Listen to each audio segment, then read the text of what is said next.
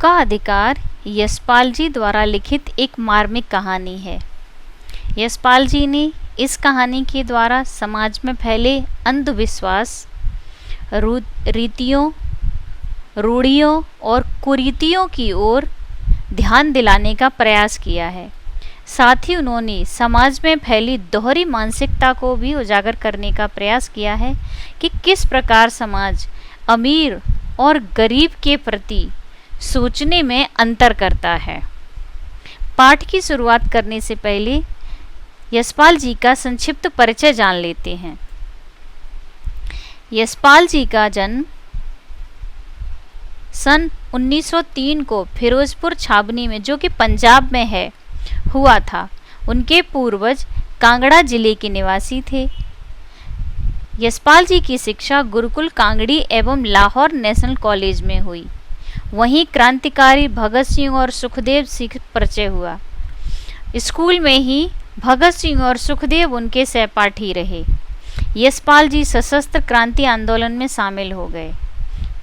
जैसा कि आप सभी को पता है कि क्रांतिकारी भगत सिंह असेंबली में बम फोड़ने के लिए पकड़े गए थे और बाद में उन्हें फांसी हो गई। साथ में सुखदेव जी को भी फांसी हुई। यशपाल जी सशस्त्र आंदोलन के साथ साथ कलम के द्वारा भी अंग्रेजों से लड़ते रहे। रचनाएं। यशपाल जी मुख्यतः कथाकार हैं। उन्होंने निबंध, संस्मरण, रेखाचित्र आदि विधियों में भी रचना की है। प्रमुख कहानी संग्रह ज्ञानदान, अभिशप्त, तर्क का तूफान, वो दुनिया, फूलों का कुर्ता, धर्म युद्ध और चित्र का शीर्षक आदि कहानियों का संग्रह लिखा। उपन्यास दादा कामरेड, देशद्रोही, पार्टी कामरेड, दिव्या, अमिता, झूठा सच और मेरी तेरी उसकी बात आदि। निबंध, संस्मरण, रेखाचित्र में इन्होंने न्याय का संघर्ष, बात बात में बात, देखा, सोचा समझा, सिंहावलोकन, जिसके के 3 भाग हैं, गांधीवाद की सब परीक्षा आदि लिखे। मेरी तेरी उसकी बात पर उन्हें साहित्य अकादमी पुरस्कार भी मिला। अन्य पुरस्कारों में सोवियत लैंड नेहरू पुरस्कार, मंगला प्रसाद पारितोषिक तथा भारत सरकार का पद्म भूषण पुरस्कार उल्लेखनीय है। भाषा शैली। यशपाल विशेषता मध्य वर्गीय जीवन के कलाकार रहे हैं। विचारों से प्रगतिवादी रहे हैं। वर्ग संघर्ष, मनोविज्ञान और व्यंग्य इनकी कथा साहित्य की विशेषताएं हैं। सामाजिक न्याय के साथ आर्थिक न्याय को भी भारतीय समाज की आवश्यकता मानते रहे। भाषा में उर्दू और अंग्रेजी के शब्दों का प्रयोग इन्होंने बेहिचक किया है।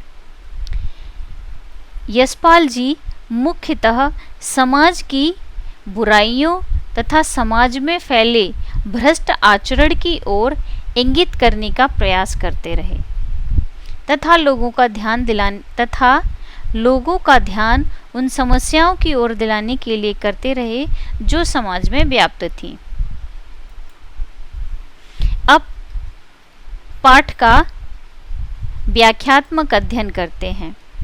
मनुष्यों की पोशाकें उन्हें विभिन्न श्रेणियों में बांट देती हैं। अर्थात किसी भी मनुष्य की पोशाक देखकर ही हम ये निर्णय करते हैं कि वो किस श्रेणी अर्थात अमीर या गरीब है।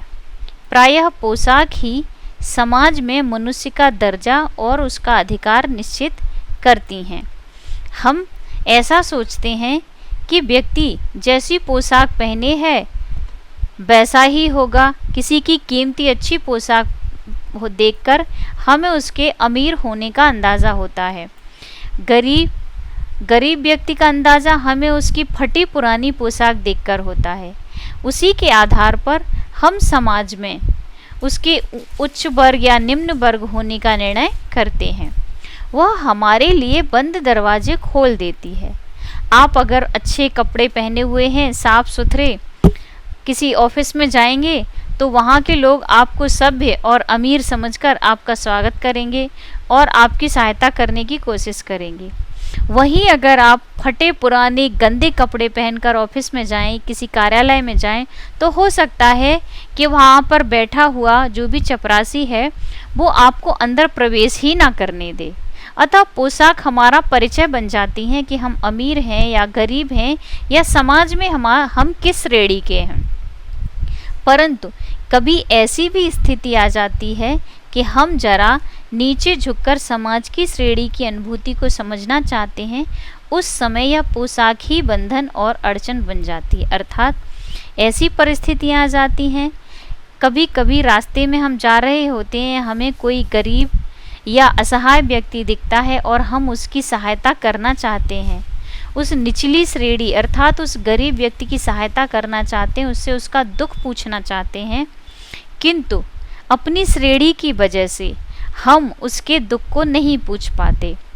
उस समय यह पोशाक अर्थात हमारी उच्च या हमारी श्रेणी जो कि उससे भिन्न है, हमें उसके पास जाने से रोक लेती है, उसकी सहायता करने से रोक लेती है।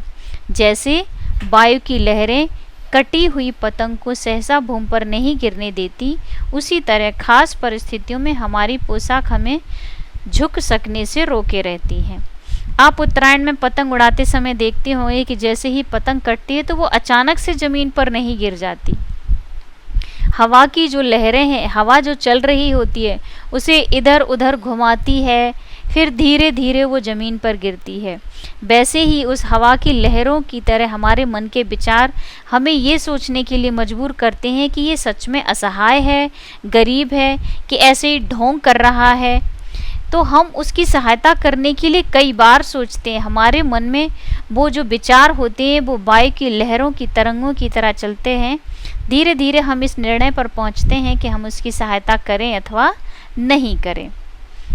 कहानी का मुख्य भाग शुरू होता है बाजार से, जहां लेखक बाजार में है और बाजार में फुटपाथ पर कुछ खरबूजे डलिया में और कुछ जमीन पर बिक्री के लिए रखे जान पड़ते हैं। बिक्री के लिए अर्थात बेचने के लिए एक स्त्री खरबूजों को रखे हुए है। खरबूजों के पास एक अधेड़ उम्र की औरत बैठी रो रही है। लगभग 50 उम्र की महिला, अधेड़ उम्र मतलब बढ़ती उम्र, तो लगभग 50 वर्ष की एक महिला खरबूजे को रखे हुए है डलिया में, कुछ जमीन पर है, लेकिन वो रो रही है। खरबूजे बिक्री के लिए थे, अब वो बेचने के लिए खरबूजे लाई थी, परंतु उन्हें खरीदने के लिए कोई कैसे आगे बढ़ता। खरबूजों को बेचने वाली तो कपड़े से मुंह छिपाए सिर को घुटनों पर रखे फपक फपक कर रो रही थी। आपने देखा होगा सामान बेचने वाले लोग अपने सामान की खूबियां बताकर ग्राहकों को प्रोत्साहित करते हैं कि वे उसका सामान खरीदें, लेकिन यहाँ तो कुछ अलग ही था। जो सामान बेचने वाली थी वो सामान बेचने के लिए आवाज़ लगाने की बजाय कपड़े से मुंह छिपाए घुटने में अपना सिर रखे फपक फपक कर यानी बहुत ही दुखी होकर रो रही थी। लेखक को समझ में नहीं आया कि ये सब क्या हो रहा है। पड़ोस की दुकानों के तख्तों पर बैठे या बाजार में खड़े लोग घृणा से उसी स्त्री के संबंध में बातें कर रहे थे। लेखक ने देखा कि सभी लोग जो स्त्री रो रही है खरबूजे रखकर उसी के बारे में बात कर रहे हैं, लेकिन कोई भी उसको सांत्वना देने की बजाय, उस पर दया दिखाने की बजाय घृणा से उसके बारे में बात कर रहे हैं। उस स्त्री का रोना देखकर उनके मन में एक व्यथा सी उठी, अर्थात बहुत कष्ट हुआ। पर उनके रोने का कारण जानने का उपाय क्या था। फुटपाथ पर उनके समीप बैठ सकने में मेरी पोशाक ही व्यवधान बन खड़ी हुई। मेरी अर्थात लेखक की पोशाक। पोशाक का अर्थ है यहाँ पर श्रेणी। लेखक उच्च वर्ग का था, महिला निम्न वर्ग की थी, अतः वे उसके पास बैठकर उसका दुख भी नहीं पूछ पाए कि अगर उस महिला के पास बैठकर उसकी व्यथा जानेंगे तो समाज क्या कहेगा। ऐसा सोचकर वे उसके रोने का कारण भी नहीं जान पाए। तभी उन्होंने देखा कि एक आदमी ने घृणा से एक तरफ थूकते हुए कहा, क्या जमाना है, जवान लड़के को मरे पूरा दिन नहीं बीता और यह बेहया दुकान लगाकर बैठी है। एक आदमी ने घृणा से थूकते हुए कहा कि इसका लड़का मर गया है और यह बेशर्म यहाँ पर खरबूजे बेचने के लिए आ बैठी है। दूसरे साहब अपनी दाढ़ी खुजलाते हुए कह रहे थे, अरे जैसी नीयत होती है वैसी ही बरकत होती है। तो दाढ़ी खुजलाने वाले व्यक्ति ने कहा कि ये जैसी नीयत के होते हैं, अर्थात ये लालची और बुरी नीयत वाले, इरादे वाले लोग होते हैं, इसीलिए इनका ऐसा हाल होता है, अर्थात इनकी उन्नति नहीं हो पाती, ये ऐसे ही बुरे हाल में रहते हैं। सामने के फुटपाथ पर खड़े एक आदमी ने दिए सलाई की तीली से कान खुजाते हुए कहा, इन लोगों का क्या है, ये कमीने लोग रोटी के टुकड़े पर जान देते हैं, इनके लिए बेटा बेटी, खसम लुगाई, धर्म ईमान सब रोटी का टुकड़ा है। सामने फुटपाथ पर एक आदमी दिया सलाई अर्थात मैच बॉक्स, माचिस की तीली से उसने कान खुजलाते हुए कहा। कमीने शब्द का प्रयोग किया। कमीने का अर्थ यहाँ पर लालची। कमीने के कई सारे अर्थ हैं, धोखेबाज, मक्कार, लेकिन यहाँ इसका अर्थ है लालची। तो उन्होंने कहा तो लालची लोग हैं, इन्हें पेट भर भोजन मिल जाए, रोटी के टुकड़े पर जान देना लिखा हुआ है, इन्हें पेट भर भोजन मिल जाए, थोड़ा बहुत पैसा मिल जाए तो इनका चाहे बेटा मरे या बेटी मरे, पति मर जाए तो पत्नी को फर्क नहीं पड़ता और पत्नी मर जाए तो पति को फर्क नहीं पड़ता। धर्म ईमान सब रोटी का टुकड़ा, इनके लिए ना धर्म कोई मायने रखता है ना ही इनका ईमान, इन्हें तो बस पेट भर भोजन चाहिए और कुछ पैसे मिल जाएं, बस ये उसी में खुश रहते हैं। परचून की दुकान पर बैठे लाला जी ने कहा। परचून अर्थात किराना। किराना की दुकान पर बैठे लाला ने कहा, अरे भाई, उनके लिए मरे जिए का कोई मतलब ना हो, पर दूसरों के धर्म ईमान को तो ख्याल रखना चाहिए। अब जो परचून की दुकान पर लाला जी बैठे, उन्होंने कहा, उनके घर में कोई मरता है या जीता है, इन्हें कोई फर्क नहीं पड़ता तो कोई बात नहीं, लेकिन दूसरे का धर्म भ्रष्ट करने का इनको कोई अधिकार नहीं है। जवान बेटे के मरने पर 13 दिन का सूतक होता है। लाला जी ने कहा कि इसका बेटा मर गया है और सभी को मालूम है कि जब किसी घर में किसी व्यक्ति की मृत्यु हो जाती है तो उसके मरने के 13 दिन तक उस घर में शोक मनाया जाता है और 13वें दिन उस व्यक्ति की आत्मा की शांति के लिए हवन होता है और 13वीं कर दी जाती है। तो जब तक उस घर में 13वीं नहीं हो जाती तब तक वहाँ सूतक माना जाता है। किसी के घर में अगर कोई जन्म लेता है बच्चा, उस समय भी घर में सूतक माना जाता है, शुद्धिकरण होता है, अशुद्धिकरण माना जाता है, और जब तक शुद्धिकरण नहीं हो जाता तब तक उस घर में भी आना जाना वर्जित ही माना जाता है। उसी प्रकार किसी के घर में मृत्यु होने पर भी वर्जित माना जाता है। इसे एक रूढ़ी भी कहा जाता है कि रूढ़ियाँ हैं, लेकिन इन रूढ़ियों के साथ साथ कुछ परंपराएं भी हैं और उनका साइंटिफिक रीज़न भी है, जो हम अगले वीडियो में बात करेंगे। सूतक का साइंटिफिक रीज़न ये भी है कि जैसे कोई व्यक्ति मर गया है तो उसके शरीर के जर्म्स इधर उधर फैलेंगे तो दूसरे व्यक्ति भी उससे बीमार हो सकते हैं। अतः जिसके घर में कोई व्यक्ति मर जाता है उसके घर वाले उस मरे हुए व्यक्तियों को छुएंगे, उनकी बॉडी में वो जर्म्स ट्रांसफ़र होंगे, फिर उस घर वालों को कोई दूसरा व्यक्ति छुएगा तो उसकी बॉडी में जर्म्स ट्रांसफ़र हो जाएंगे। इसके लिए भी ये कहा गया था, इसके लिए ऐसी रीतियाँ बनाई गई थी ताकि अगर कोई बीमारी है तो वो इधर उधर ना फैले और जो भी व्यक्ति उस मरे हुए व्यक्ति के संपर्क में आए उन सभी को स्नान करना चाहिए, शुद्धिकरण करना चाहिए, आदि प्रथाएं ऐसी थीं। इन प्रथाओं को किसी दूसरे ही रूप में धीरे धीरे फैला दिया गया। और आगे लाला जी क्या कहते हैं, और वह यहाँ सड़क पर बाजार में आकर खरबूजे बेचने बैठ गई है। 1000 आदमी आते जाते हैं, कोई क्या जानता है इसके घर में सूतक है।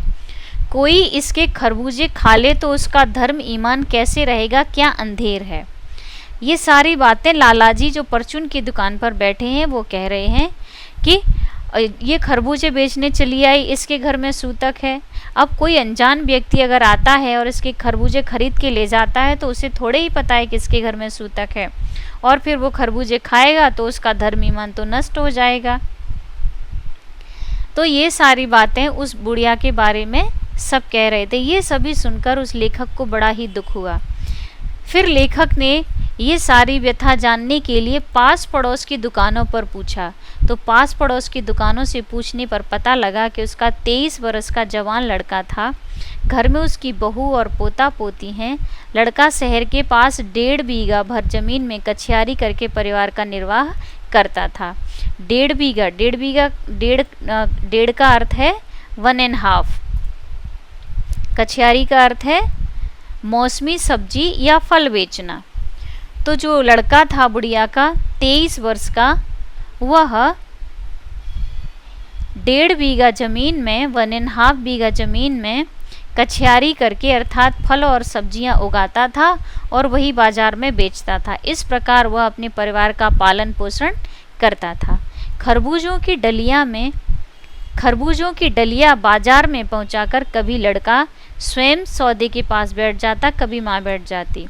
आपने देखा होगा फुटपाथ पर छोटे छोटे सब्जी की दुकान लगाने वाले, दुकान भी नहीं होती है तो सब्जी या फलों का ढेर लगाकर ज़मीन पर ही बैठ जाते हैं और वहीं से अपना सामान बेचते हैं। ऐसे ही वह बुढ़िया और उसका बेटा फल और सब्जियां बेचकर अपना परिवार चलाते थे। लड़का परसों सुबह मुंह अंधेरे बेलों में से पके खरबूजे चुन रहा था।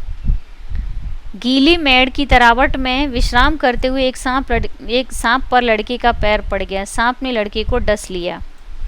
मुंह अंधेरे, जब रात समाप्त हो जाती है और सुबह होने लगती है लेकिन सूर्य निकलने में देर होती, उस समय धीरे धीरे उजाला होने लगता है किंतु अंधेरा भी होता है। ऐसे समय को मुंह अंधेरा बोला जाता है, अर्थात जब सूरज नहीं निकला होता है किंतु सुबह होने लगती है, थोड़ा थोड़ा उजाला होता है। ऐसा अंधेरा जिसमें मुंह एक दूसरे का नहीं पहचान सकते किंतु ये जान सकते हैं कि कोई व्यक्ति आ जा रहा है। ऐसे सुबह के समय को मुंह अंधेरे कहा जाता है। बेलों में पके खरबूजे तोड़ रहा था। मेड़ क्या होती है? रेत से खेतों में ही चौकोर चौकोर आकृतियां बना दी जाती हैं। वो आकृतियां मिट्टी की लाइन इसलिए बनाई जाती है ताकि पानी को आसानी से एक ही जगह रोका जा सके जहाँ जहाँ पानी देने की आवश्यकता है। उनको क्यारी भी कहा, उन चौकोर स्थान को क्यारी भी कहा जाता है। तो खेत में क्यारियां बना दी जाती है और क्यारी बनाने के लिए वो जो मिट्टी की लाइनें बनाई जाती हैं उसको मेड़ कहा जाता है। तो मेड़ के पास ही सांप बैठा था। क्योंकि मुंह अंधेरे का ही समय था, थोड़ा थोड़ा अंधेरा था, उजाला हो रहा था किंतु पूरी तरह उजाला नहीं हुआ था। लड़के को सांप दिखाई नहीं दिया। सांप पर लड़के का पैर गया और सांप ने लड़के को काट लिया। लड़के की बुढ़िया माँ बावली होकर ओझा को बुला लाई। ऐसे में कोई भी माँ होगी, बेटे की ऐसी हालत देखकर उसकी भी पागलों जैसी स्थिति हो जाएगी। झाड़ना फूंकना हुआ। ओझा आया, क्योंकि उस समय ओझा क्या करते थे, तंत्र मंत्र के द्वारा जहर को उतारने का काम या लोगों की बीमारियों को ठीक करने का काम झाड़ फूंक से करते थे। अब झाड़ना क्या है? फूंकने का अर्थ है वो मंत्र बोल बोल कर फूंकते थे। और झाड़ना आपने टीवी सीरियल या मूवीज़ में देखा होगा, मोर की पंख की झाड़ू बनाकर अजीब तरह के कपड़े पहनकर लोग आते हैं, उन्हें ओझा कहा जाता है। वो झाड़ने फूंकने का काम करते हैं। नागदेव की पूजा हुई। नागदेव की पूजा इसलिए क्योंकि लड़के को सांप ने खाया था, तो ओझा ने नागदेव की पूजा की। तो ये अंधविश्वास ही था कि उस लड़के के ऊपर जहर का असर हो रहा था और यहाँ वहाँ ये आडंबर किए जा रहे थे। पूजा के लिए दान दक्षिणा चाहिए। अब ओझा, जैसे डॉक्टर आता है अपनी फीस लेता है, वैसे ही ओझा आए थे तो उनको भी पैसा देना था।